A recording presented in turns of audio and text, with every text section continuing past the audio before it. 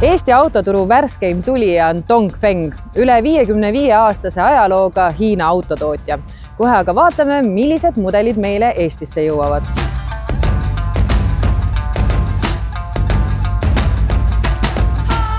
Miks ABC Motors otsustas uue autobrändi Dongfengi Eestisse tuua?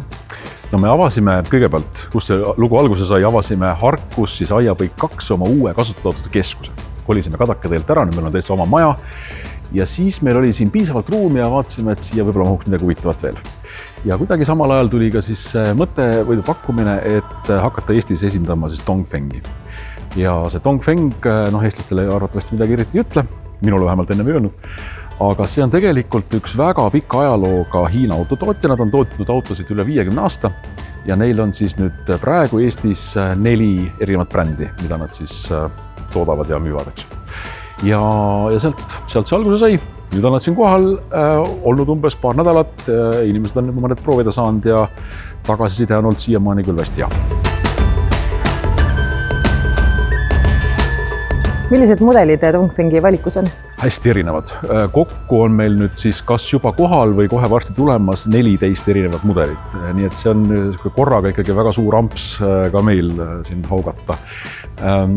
Alates hästi väikesest linna elektriautost, Dongfeng Box siis, kuni siis suurte mahtuniversaalideni, mis on üks päris mahtuniversaalid, kuhu mahub 7 inimest sisse.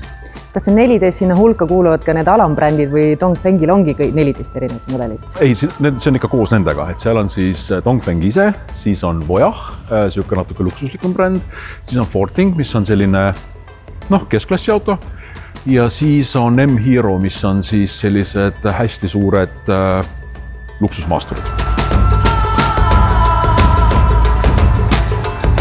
Kui sa otsid endale täiselektrilist maasturit, nagu päris maasturit, millega silma paista ja mis erineks nii-öelda massbrändidest, siis see M-Hero on, ma arvan, üks kõige ägedamaid valikuid. Kui sa vaatad mu nägu, siis ma pean tunnistama, et ma tõesti ei saa oma naeratust kuidagi siit alla suruda, sest see auto on nii äge. Ja iga kord, kui ma siit kuskilt pööran tänavate vahel, siis sa näed, kuidas inimesed lihtsalt vaatavad järele.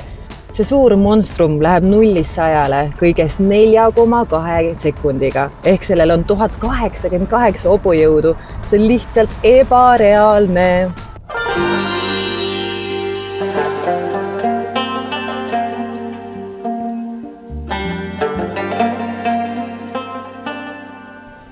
Mis siin salata, Hiina autotootjad oskavad autosid teha. Vähe sellest, et nad panevad suurt rõhku välimusele, siis on ka seest hästi läbimõeldud. Kõik need kihvtid funktsioonid, siin on lihtsalt nii palju avastamist.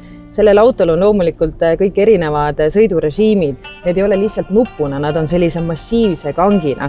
Sul on nii mugav iste. M-Hero on nagu tõsiselt massiivne, äge.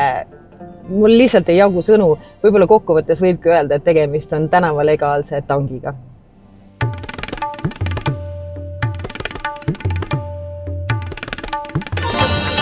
Mis hinnaklassis need autod üldse olemas hakkavad? See hinnaklassi vahemik on ka hästi lai. Nad hakkavad peale sellisest 22 000 ja lähevad kuni üle 170 000. Nii et väga erinevad hinnad on. Kas Hiina autotootjad või Hiina autosid tuleb veel eestlastele nii-öelda maha müüa või on hakatud aru saama, et tegemist on kvaliteetsete autodega? Eks ikka on seda võõrustamist, et ma ei oska veel nagu päris täpselt selleks kliendi tagasisidet anda, kuna neid ei ole veel ju eestlaste käest sõitmas olnud siin pikemat aega.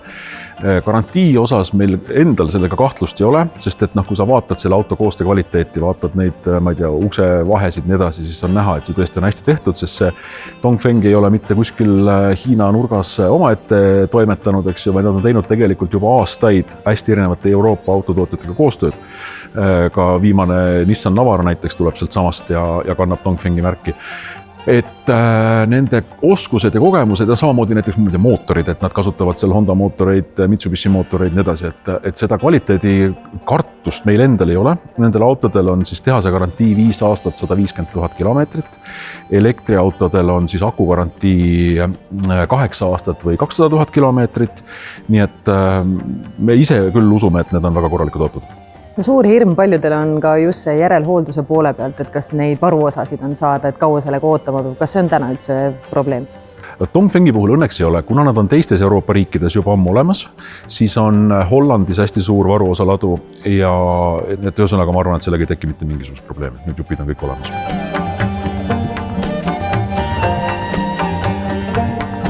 Kui Lätis on üle 100 Dongfengi juba müüdud, et kas see näitab mingisugust märki, et ka meil Eestis võib see populaarseks osutuda? Ja, no eks see oli ka üks põhjus, mis andis meile selle julguse seda marki Eestis esindama hakata, et kuna Lätis on nad nüüd juba üle aasta olnud müügil ja tõesti neid on 109 vist oli siiamaani müüdud, et siis tõesti me arvame, et see ei peaks olema Eestis ka mingisugune probleem nüüd müüa. Et kui jutt kokku võtta, siis garantii on olemas, varuosade probleemi pole, et tegelikult tule vali välja ja tee proovisid.